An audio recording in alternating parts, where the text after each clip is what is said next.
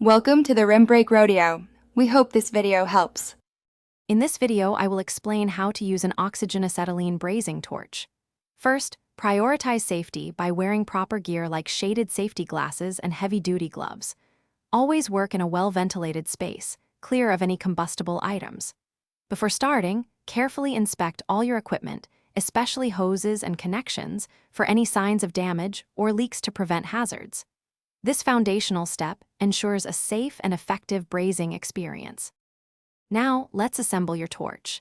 Securely attach the oxygen regulator to the green cylinder and the acetylene regulator to the red cylinder. Set your oxygen pressure to around 20 to 30 pounds per square inch and the acetylene pressure to about 5 to 7 pounds per square inch.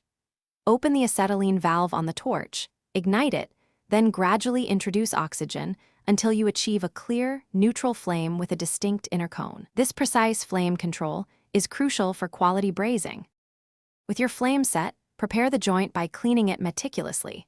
This ensures strong adhesion. Begin heating the base metals evenly, moving the torch in small circles until they reach the correct brazing temperature, typically indicated by a dull red glow. Then, touch the filler rod to the heated joint, allowing the molten metal to flow into the gap by capillary action. Maintain steady torch movement, feeding the rod smoothly to create a consistent, strong bond. After brazing, let the joint cool naturally in the air to prevent stress and cracking. Avoid quenching it with water.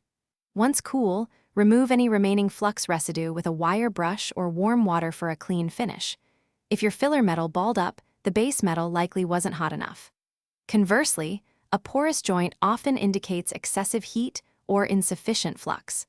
Understanding these common issues helps refine your technique for future projects.